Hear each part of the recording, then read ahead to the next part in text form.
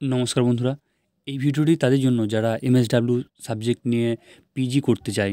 তো যারা পোস্ট গ্র্যাজুয়েশনে মাস্টার অফ সোশ্যাল ওয়ার্ক সাবজেক্টটি নিতে চাই, তো তাদের জন্য এই ভিডিওটি। কারণ এই ভিডিওতে আমি কয়েকটা ইউনিভার্সিটির নাম বলবো, কয়েকটা রেগুলার এবং কয়েকটা ডিস্টেন্স ইউনিভার্সিটি যেগুলো থেকে তোমরা এমএসডাব্লিউ করতে পারবে এবং তাদের এলিজিবিলিটি ক্রাইটেরিয়াগুলোকে নিয়ে আমি আলোচনা করব।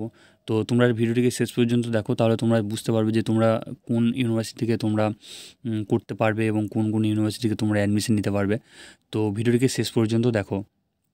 তো প্রথমেই আমি কিন্তু বিশ্বভারতী ইউনিভার্সিটির একটি রেগুলার ইউনিভার্সিটি, এই ইউনিভার্সিটির আমি কিন্তু যে এলিজিবিলিটি ক্রাইটেরিয়া সেটা কিন্তু দেখে নেব। তো তোমরা দেখতে পাচ্ছ বিশ্বভারতীর ইউনিভার্সিটি এলিজিবিলিটি ক্রাইটেরিয়া। তো এখানে প্রথমে লেখা আছে, দেখো, past bachelor degree honours or equivalent during 2019 and 2020 with 50% marks for general and 45% marks for OBC. তারপর দেখো দেওয়া আছে। তো প্রথমে এটাই বলে দিই যে তোমাদেরকে কিন্তু যারা অ্যাপ্লাই করবে তাদেরকে কিন্তু অনার্স হতে হবে এবং তার সঙ্গে 50% মার্কস যারা জেনারেল, এবং যারা ওবিসি তাদের জন্য কিন্তু 45% মার্কস থাকতে হবে। তারপর দেখো, candidates should be from any one of the following stream. তো তোমাদেরকে কিন্তু যে সমস্ত ক্যান্ডিডেট অ্যাপ্লাই করবে তাদেরকে কিন্তু এই স্ট্রিমগুলোর মধ্যে একটা থেকে হতে হবে। প্রথমটা হচ্ছে সোশ্যাল ওয়ার্ক, তারপর সায়েন্স, কমার্স এবং হিউম্যানিটিস।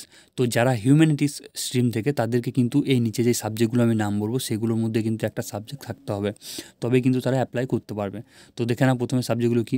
এখানে লেখা আছে, দেখো, the candidate from humanities stream must have any one of the following subject: history, ancient history, ancient Indian and world history, economics, sociology, anthropology, nutrition and home science, psychology, political science, geography, philosophy, religion, management, human development, education, journalism and mass communication and English.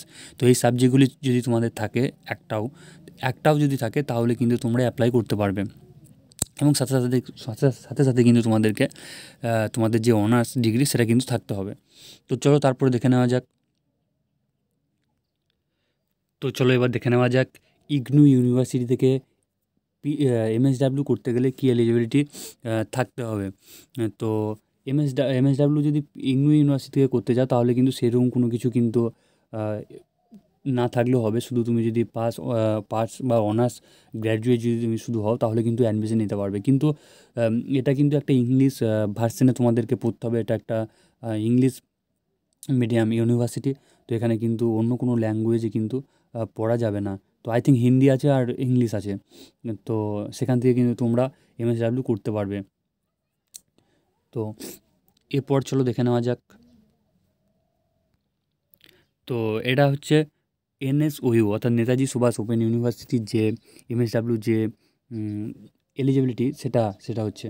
তো এখান থেকে কিন্তু তোমাদের যদি MSW করতে চাও তাহলে কিন্তু তোমাদেরকে গ্র্যাজুয়েট হতে হবে 10+2+3 with sociology, political science, history, public administration, economics, anthropology and have studied at least 300 marks in any of the above mention subject and past successfully. তো এটাতে অনেকের কনফিউশন হয়। তো এটা হচ্ছে যে তোমাদের এই সাবজেক্টগুলোর মধ্যে একটা যে কোনো সাবজেক্ট কিন্তু তোমাদেরকে থাকতে হবে তোমরা গ্র্যাজুয়েশনের সময়, এবং সেটাতে কিন্তু অ্যাটলিস্ট 300 নম্বরে কিন্তু তোমাদেরকে পরীক্ষা দিতে হবে। তো তাছাড়া কিন্তু হবে না। তো তোমাদের যদি কারো এই সাবজেক্টগুলো যদি থাকে এবং তোমরা যদি 300 মার্কের যদি মার্কসের যদি তোমরা এক্সাম দিয়ে থাকো এবং সেটা যদি পাস করে থাকো তাহলে কিন্তু তোমরা অ্যাপ্লাই করতে পারবে। তো কারো যদি কোনো কিছু নিয়ে কনফিউশন থাকে তাহলে কিন্তু অবশ্যই কমেন্ট করে জানাবেন। তো এরপর যদি কোনো কনফিউশন থাকে তাহলে অবশ্যই কমেন্ট করে জিজ্ঞাসা করবেন। আর ভিডিওটিকে ভালো লাগলে চ্যানেলটিকে সাবস্ক্রাইব করে রাখবেন। ধন্যবাদ ভিডিওটিকে শেষ পর্যন্ত দেখার জন্য।